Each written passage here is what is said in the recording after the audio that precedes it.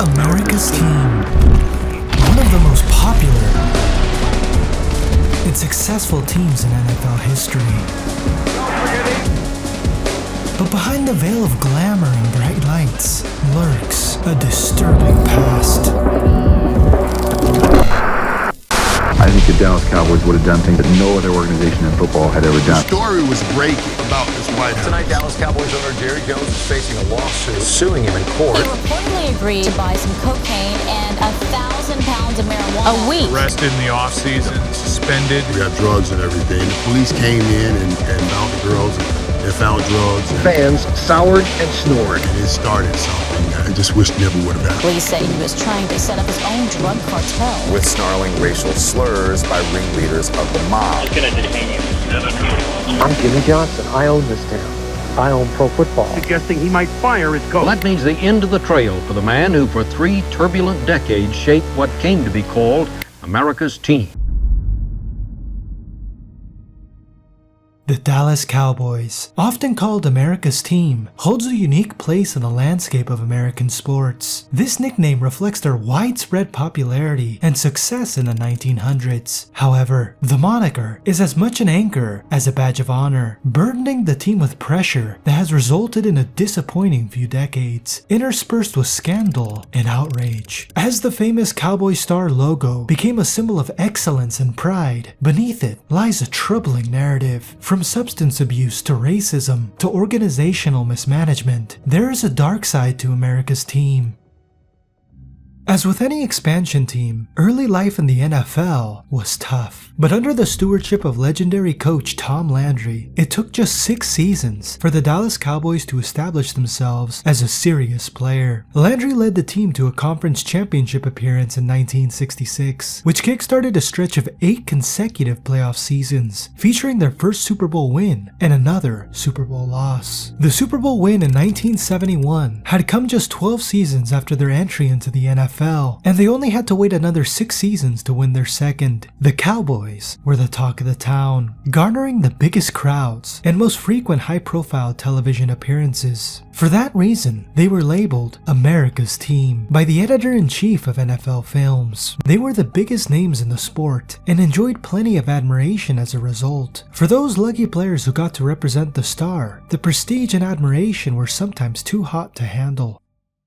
Inflated egos and intense pressure brought about the dark side of a locker room, and all the gory details were laid bare in a fascinating book called North Dallas 40. In a semi-autobiographical account of life in the locker room, Peter Gent, a former Cowboys wide receiver, reveals the gritty, dark side of life as a football player. The book was turned into a popular film, to which offensive tackle George Stark told the Washington Post in 1979 that most of what you see is close to what happens. That in itself is pretty concerning, given the violence, racism, drug, and fueled party atmosphere depicted in the story. Jen's story tells of players raiding the trainer's medicine cabinet for speed and painkillers, particularly referencing the prolific use of amyl nitrate. He said it was used so much that he was surprised no one died. Amyl nitrate is a medicine designed to relieve the pain of angina attacks, relax blood vessels, and increase the supply of blood and oxygen to the heart. Another more commonly recognized name for amyl nitrate are poppers. The Associate Commissioner for Regulatory Affairs explained the dangers of these. She said that it was used too often. They can often cause difficulty breathing, extreme drops in blood pressure, decreases in blood oxygen levels, seizures, heart arrhythmia, coma, and even death. Gent also mentions racism, pointing out that black players were not allowed to live near the practice field in the early 1960s. Instead, they had to live in South Dallas and endure a long drive to practice. In interviews following the release of the story, Gent expressed his shock that in 1964 America, Dallas could have an NFL franchise and that black players could not live near the practice field in North Dallas. The Tampa Bay Times reported that former defensive back Mel Renfro sued for the right to live in an all-white area of North Dallas. In the article, he reveals that head coach Tom Landry used to say, "Fellas, we know what's going on here. We don't particularly agree with it, but that's the way it is. So we have to do what we can so we don't create unnecessary problems." problems. This sets the stage for the racist undertones that laid the foundations of the early Dallas Cowboys era. The rest of North Dallas 40 provides an insight into the violent nature of the sport and the drug and alcohol abuse that comes hand in hand with it. It is the dark side of the glamorous sport that captivates the nation, shining a light on the issues that plague a locker room after the on-field action finishes. It is easy to forget that these players have complex lives going on behind closed doors, and Peter Gent's book details the dark side of the Dallas Cowboys in the 60s.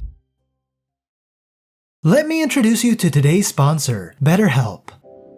The NFL season is hectic. As a content creator who focuses on the NFL, the countless script pages, the never-ending editing timeline, and the unforgiving algorithm can easily overwhelm and lead to burnout. That's when BetterHelp comes to the rescue. Everyone knows that therapy is great for solving problems, but it turns out therapy has some issues of its own, like finding the right therapist, fitting into their schedule, getting to their office, and of course, the cost. BetterHelp Online Therapy was created to help solve those problems, because you deserve to focus on yourself and make your well-being a priority. BetterHelp is convenient, built around your schedule, and surprisingly affordable. Start by filling out a brief questionnaire to be matched with a licensed therapist who fits your needs and preferences, and connect with them by phone, video, chat, or text. If you're not comfortable with your therapist, you can change at any point at no additional cost. There's a reason 4 million people have turned to BetterHelp for mental health support. Visit betterhelp.com/darksidefootball to learn more and save 10% on your first month, or choose Darkside Football during sign up. Again, visit betterhelp.com/darksidefootball to learn more and save 10% off your first month, or choose Darkside Football during the sign up. A sincere thank you to BetterHelp. And now, let's get back to the video.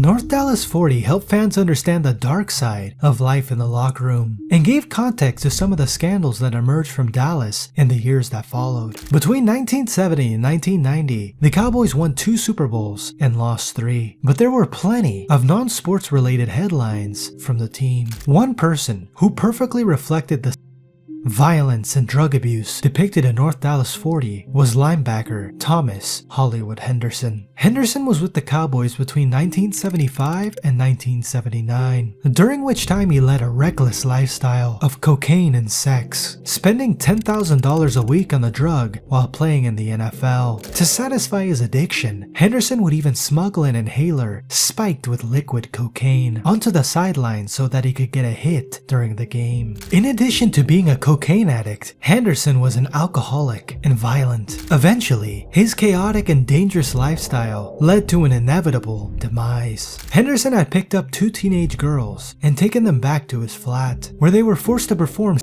acts in exchange for drugs. As a result, he was arrested for abuse and providing cocaine to a minor, spending 28 months in prison. Thankfully, Henderson's stint in prison helped him overcome his problems, leading him to label his arrest as a blessing. He now works as a motivational speaker, helping prevent others from going down the same route.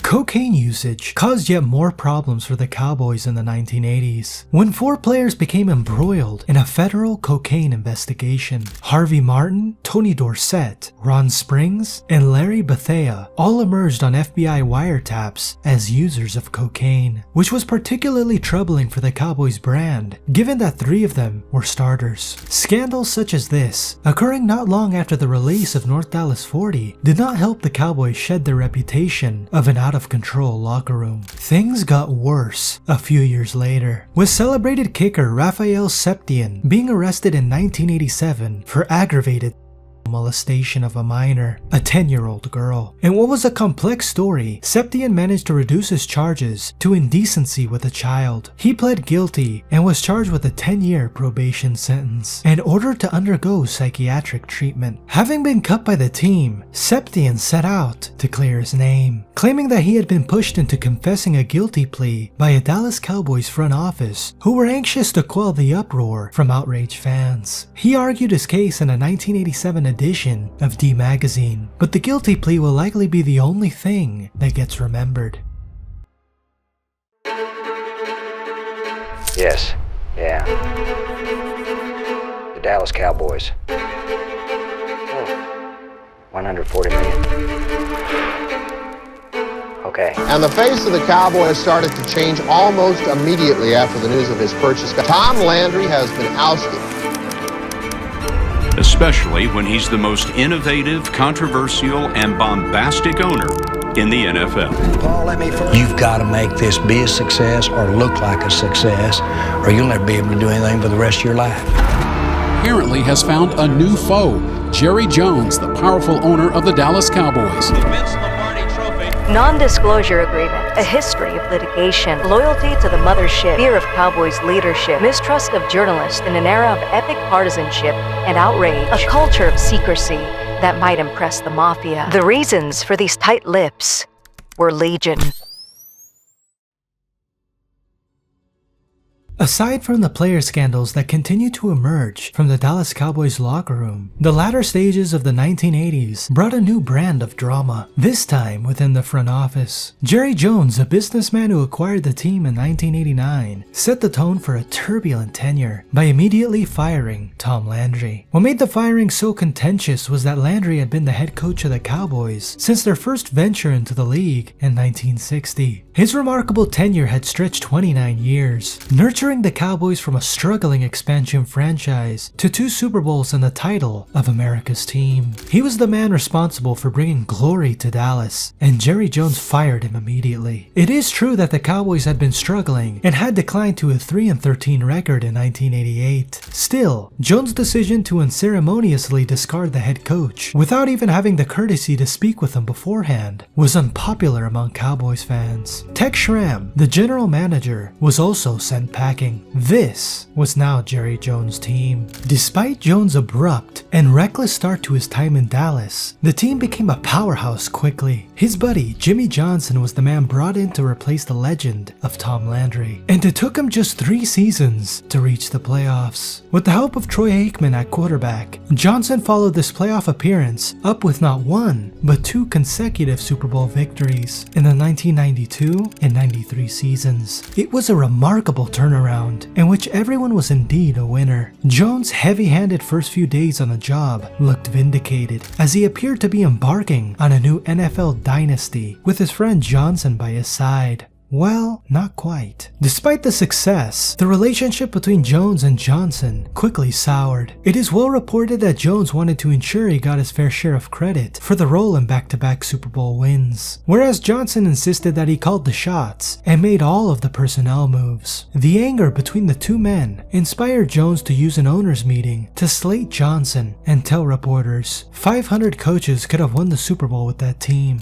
Johnson was fired not long later, having just won 2 consecutive Super Bowls. That's how petty Jerry Jones can be. This kind of irrational behavior has produced plenty of criticism for Jones over the years. Still, in fairness to him, the Cowboys did lift another Lombardi trophy 2 years later, with Barry Switzer at the helm. Regardless of who was responsible for compiling that Cowboys roster, it is undeniable that they were a supremely talented group. Between 1991 and 1999, they went to the playoffs in 8 of the 9 seasons, including 3 Super Bowl victories. They had become a great NFL dynasty, but the friction and turmoil in the front office filtered down dramatically to the locker room. Behind all the glory was an environment that fostered scandal and outrage.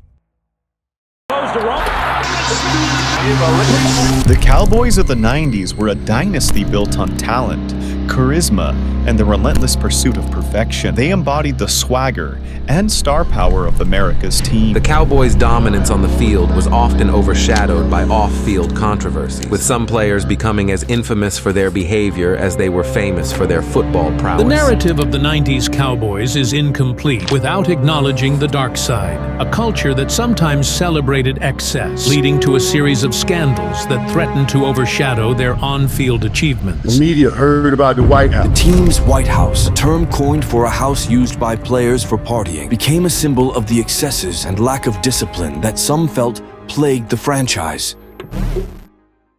The name Cocaine Cowboys reflects the chaotic world that existed behind the closed doors of the Dallas Cowboys locker room, producing several high-profile drug-related incidents and scandals. Most notably, the discovery of the infamous White House, where players would go to escape, party, and do drugs. The president of this particular White House was Michael Irvin, the now Hall of Fame wide receiver who was influential in helping the Cowboys win 3 Super Bowls in the 90s and establish their dynasty. The 2-story home located in Cul-de-sac near the practice facility featured 5 bedrooms, large screen TVs, a pool table, and a wet bar, providing the perfect place for players to kick back and relax. While it was undoubtedly a perfect place to unwind, that is not what the White House became renowned for. Instead, it was known for its parties, fueled by drugs and alcohol, and attended by girls who had been recruited by Michael Irvin and his former personal assistant. They would head out to town after practice on a Friday to find a short list of women to invite. For a while, the Cowboys players lived a double life worthy of a James Bond film, dazzling on the gridiron by day and satisfying all kinds of vices at night. However, all good things must come to an end, and it did so quickly after an investigative story on the local news revealed the White House and its controversial purpose in 1996. Michael Irvin will plead not guilty because he is not guilty of this offense and will be tried in a court, not in the press. Thank you. Coinciding with this dramatic revelation came the arrest of Michael Irvin for an unrelated incident. Police had found Irvin in a hotel room with marijuana and cocaine, for which he was charged with second-degree felony cocaine possession. He was fined $10,000, ordered to perform 800 hours of community service, and suspended for the first 5 games of the 1996 season. It was a shocking moment that revealed the dark side of the Dallas Cowboys. The Golden Boys, who were dominating the NFL, were gorging themselves on a secret life of drugs and alcohol. It certainly called into question the public image of the Cowboys and whether they could really still be America's team. Michael Irvin was the headline name for much of the Cocaine Cowboys era, with his drug abuse and role as the president of the White House well reported. Still, there was an even more shocking incident that slipped under the radar in comparison. While waiting in the barbers in 1998, Irvin took issue with a younger player named Sean McIver, who was already in the chair getting his haircut. Irvin pulled rank and demanded priority, but McIver wasn't having it. The two quickly descended into a physical altercation, in which Irvin ended up stabbing his teammate in the neck with scissors, narrowly missing his carotid artery. The terrifying and unbelievable incident was kept mostly out of the public eye by some savvy moves by owner Jerry Jones, who helped negotiate a 6-figure settlement between them.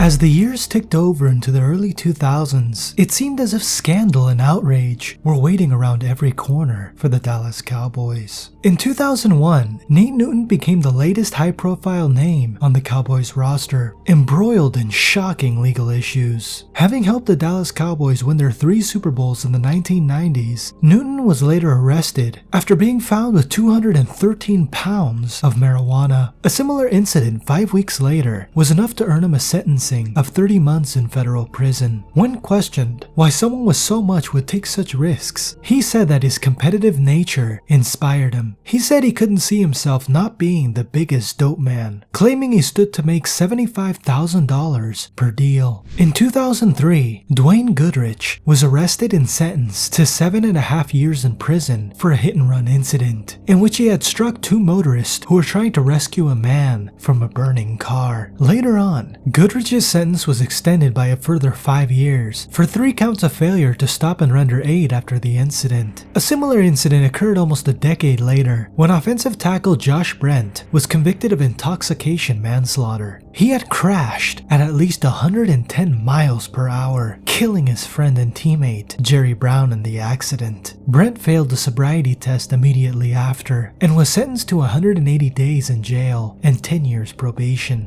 The next Cowboy to be arrested on drug-related charges was wide receiver Sam Hurd. Following a 5-year career with the Cowboys between 2006 and 2010, Hurd was arrested after it was discovered that he had been living a secret second life as a drug lord. The former Cowboy was caught running an organization that would move move approximately 4 kilograms of cocaine a week, revealing to an undercover cop that he was hoping to increase his supply further. The information he revealed was enough to have him arrested, and he was eventually sentenced to 15 years in jail in 2013. In 2008, Cowboys cornerback Adam Jones was suspended because of an alcohol-related altercation with his bodyguard, resulting in him being checked into an alcohol rehabilitation facility. Unfortunately, incidents like this were common for Jones, with the team later releasing him after he was linked to a shooting in Las Vegas in 2007. Around the same time, future Hall of Fame wide receiver Terrell Owens was also making headlines. His stories are far less severe, but they contributed to the trend of locker room chaos for the Cowboys. In 2006, he was fined $35,000 for spitting at Atlanta Falcons cornerback D'Angelo Hall. He blamed Hall's trash talking and aggression for the act, but did apologize for it in the end.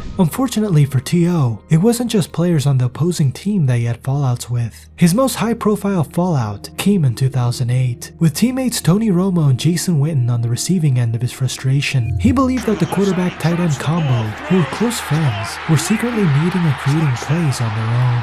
Owens was then accused of quitting on routes, making gestures on the sideline to Romo, and even blaming Jason Garrett's offensive system for his worst statistical season. As recently as January 2024, Owens took to Twitter to call Romo, Witten, and Garrett snakes. It's America's team. America's team. America's team. America's team. Super Bowl champion. The Dallas Cowboys' image as America's team was tarnished by the early 1980s when it was revealed that several players were involved in drug use, prompting a series of investigations and casting a shadow over the franchise's success. The infamous White House became a symbol of the Cowboys' excesses during the 1990s, a place where players could escape the public eye and indulge in a lifestyle that included drugs and parties, leading to questions about the team's discipline and focus. CBS 11 did reach out to Jerry Jones' personal spokesperson tonight. We do know there's a hearing set for March 31st, where we do expect to learn more about the case. While the players can only blame themselves for most of the scandals that have taken place over the recent decades, it is essential to look at the role of Jerry Jones in setting the tone inside the Cowboys organization. The success of the 1990s has been replaced by a very underwhelming and chaotic couple of decades in the 2000s, in which his heavy-handed management style and personal scandals have come under scrutiny. Since 2000, Dallas has only been to the playoffs 10 times and hasn't been to a single conference championship. Over 2 decades of frustration and underperformance, and plenty of the blame can be attributed to Jerry Jones, the man who runs the show. Let's run through his checkered history and try to get an understanding of where it all went wrong. When Jerry Jones took over the ownership of the team in 1989, he assigned himself the roles of president and general manager. Aside from the controversy of firing the legendary coach Tom Landry, Jones made more headlines in 1995 by allegedly violating the league sponsorship rules. As a result, he was on the receiving end of a $300 million lawsuit from the NFL. Jones had bypassed the league and secured his own advertising sponsorships as he felt the Cowboys brand was big enough to do so. In response to the lawsuit, Jones responded with a $750 million antitrust suit of his own, which ultimately ended in a settlement in which he got what he wanted. The Cowboys were not just allowed to keep the sponsors that Jones had negotiated, but also acquired more. Jones had asserted his dominance over the league and won. This sense of power and invincibility perhaps led to some of the scandals that followed.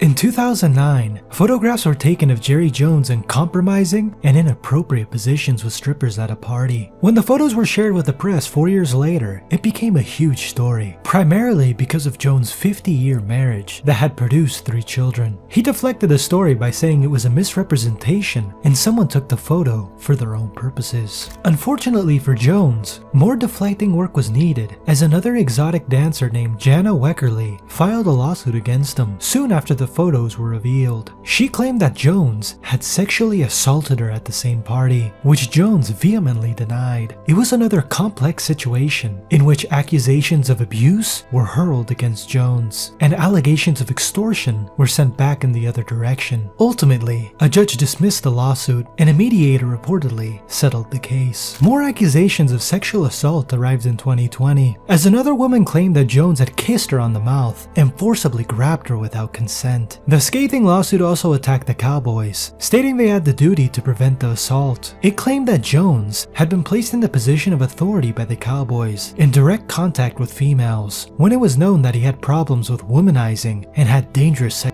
propensities. The woman in question claimed that she had suffered severe emotional distress and psychological pain and suffering. The lawsuit was initially dismissed in February 2022. However, it has since been reopened, and further appeals by Jerry Jones' team were rejected by the Texas Supreme Court. He will face a jury trial on March 3, 2025, in which it is reported that he will claim he does not remember the woman in question and will vehemently deny that he would sexually assault someone in a room full of media, children, and his own family. Jones is fighting another lawsuit this year, this time against a claim that he is the biological father of a woman in her mid-20s. In 1998, Jones had reached a settlement with a woman called Cynthia Davis that stated he would provide financial support to her daughter, Alexandra Davies, provided they did not reveal him as her father. ESPN reported that Jones had paid nearly $3 million to Alexandra, including tuition fees, trips, and an expensive car, with lawyer Don Jack confirming that he had made the payments on Jones' behalf. The lawsuit emerged after Alexandra claimed that Jones' agreement with their mother was invalid. However, a judge has since ruled that it was indeed valid. The woman had argued that a contract that denies a child the opportunity to establish paternity would violate a Texas public policy, but Jones' defense ultimately won. But on July 23rd, the case concluded abruptly,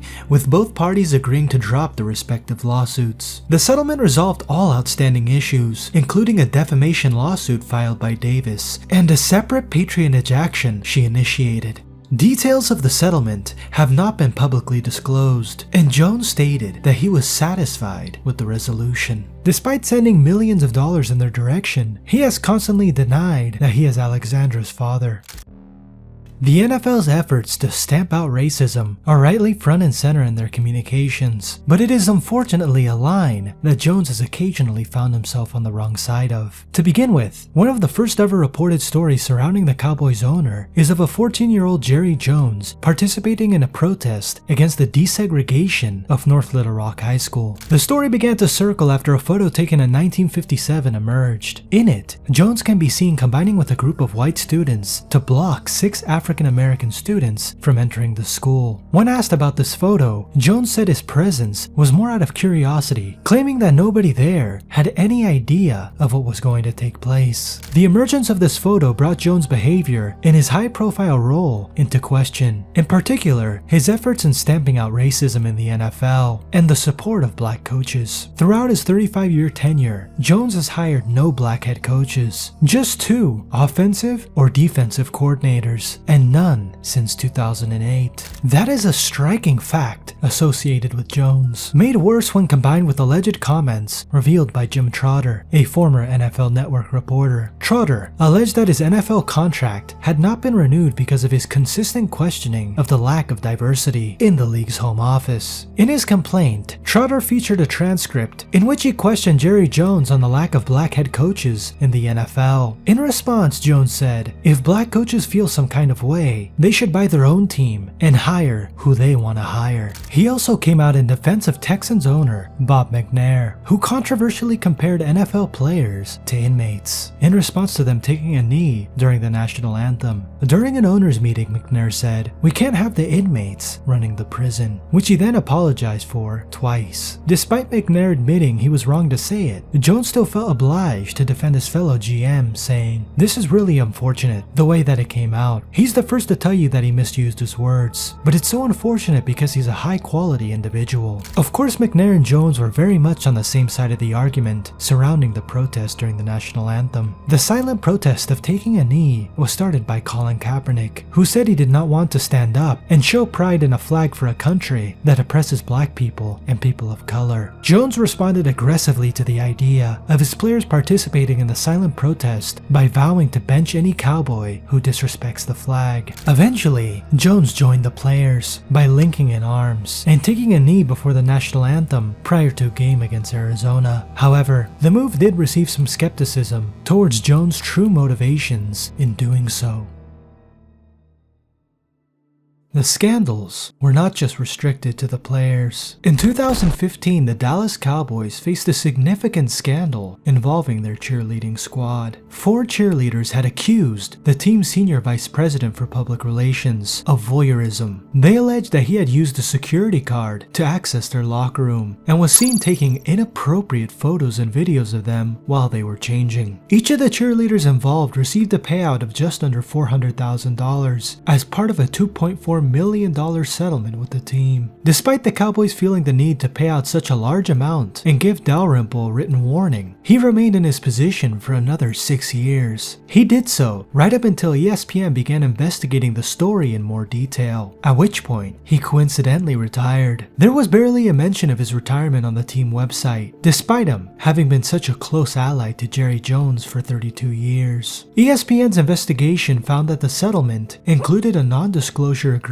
with the cheerleaders, their spouses, and Cowboys officials, stating that the matter would never be discussed again. As a result, the team managed to keep the story out of the news and keep Dalrymple in his place. When the Cowboys met with the cheerleaders to discuss the matter, the cheerleaders were unsatisfied with the response, which essentially said there was no evidence of the photos on Dalrymple's phone. In an attempt to fight their case, the cheerleaders found and shared another story about Dalrymple, in which he was accused of taking upskirt photos of the team's senior vice president, Charlotte Jones Anderson, which is also Jerry Jones' daughter, when in the war room during the 2015 NFL Draft. It's another shady and inappropriate affair that goes hand in hand with how Jerry Jones operates. One former player told Go Long that the Cowboys organization was morally corrupt, stating it was a company rooted in friendships more than business. This former player went on to say that if you agree with Jerry Jones, you're in. In the case of Dalrymple, he was given the exact blueprint that had been executed by Jerry Jones countless times before. An agreement that provides the claimant with a big bag of cash in exchange for a promise of silence. From Jones' racy photos with strippers in 2009 to the sexual assault claim and the biological father case that are still ongoing, there is a sense of invincibility that is fueled by finances and a grasp of the legal system. If you're in with Jones, it sounds like you benefit from the same support. Perhaps the best description of the culture set by Jones came from Sarah Hepola in 2022 for Texas Monthly. When investigating the voyeurism scandal and other potential issues, she wrote, "Non-disclosure agreements, a history of litigation, loyalty to the mothership,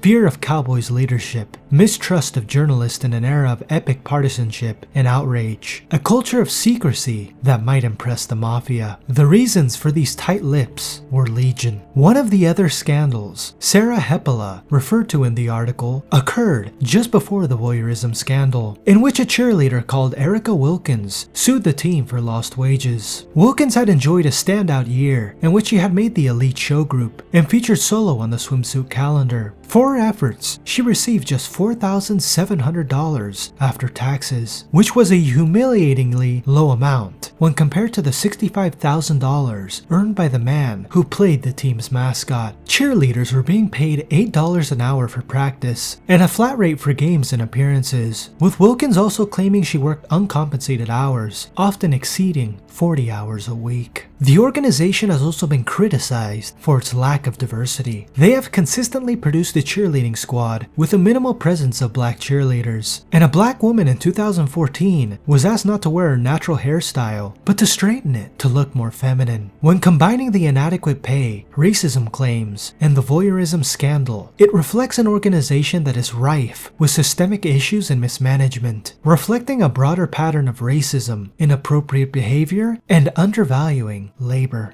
As we continue our journey through the 2010s, there are more examples of player scandals associated with the Cowboys. Jones really tested his fans' loyalty by signing Greg Hardy in 2015, who had recently been arrested for domestic violence and was still under investigation by the NFL. Hardy had reportedly thrown his girlfriend in the bathtub, dragged her out by her hair, strangled her, tossed her onto a futon covered in rifles, and threatened to kill her. Even influential figures such as Mayor Mike Rawlings voiced their concerns, joining a chorus of others who condemned the signing of Greg Hardy. A player recently given 18 months probation and a 60-day jail sentence for his crimes. Ultimately, the charges were dismissed after Hardy's ex-girlfriend refused to testify, with the New York Post reporting that Hardy had paid off his accuser. The smiling, happy photos of Jerry Jones with Greg Hardy at his official signing presented a disturbing contrast to the ongoing NFL investigation. Hardy was suspended for 10 games, a penalty later reduced to 4. It is always a business first for Jerry Jones, who took a similar approach to another domestic violence incident 1 year later, this time involving a star running back, Ezekiel Elliott. In July 2016, Elliott's then-girlfriend, Tiffany Thompson, reported to police that Elliott had beaten her multiple times, producing bruises on her shoulders, forearms, hips, and neck. Elliott insisted that he did not abuse his girlfriend, but that the bruises had emerged after she got into a fight at a bar earlier that night. While no criminal charges were ever placed on Elliott, the NFL did run its own investigation, in which they determined there was substantial evidence supporting a finding that Elliott engaged in physical violence on multiple occasions. Elliott was then suspended for 6 games by Commissioner Roger Goodell, which was not well received by Jerry Jones. Jones was furious that Elliott was suspended, arguing that there was no evidence he was guilty. Jones targeted Commissioner Goodell by saying, "I'm gonna come after you with everything I have." He referenced the Deflategate incident, claiming, "If you think Bob Kraft came after you hard, Kraft is a pussy compared to what I'm going to do." This is yet another example of Jones prioritizing his own needs and that of the team over just about anything else, failing to understand the serious nature of domestic violence claims. His response to the punishment inflicted on Elliott also reflects the mafia comparison Sarah Hepola used in the Dallas Times. You can expect to feel his wrath if Jones doesn't get his way. It has been a messy tenure for America's team in recent years. The lack of wins on the field has produced a frustrated fan base, contributing to some of the scandals surrounding the team. In 2015, the New York Post reported that a crowd of had egged on a Dallas fan to kill another fan. What had initially started as a brawl between several people got very serious when one fan produced a gun and pointed it at someone's head, and he pulled the trigger, critically injuring the man and killing him. The fan was sentenced to 20 years in prison. In 2023, a Buffalo Bills fan was jumped by 3 Cowboys fans as he walked back to his truck. Russell suffered a dislocated ankle and fractured leg, which required surgery. But perhaps the darkest incident in fan history goes back to 1995. Following a Dallas Cowboys defeat to the San Francisco 49ers, a 21-year-old Cowboys fan approached a group of fans and asked if they supported the 49ers. When they replied yes, he opened fire, killing one and seriously injuring another. It is a reminder that there is also a very dark side to fandom.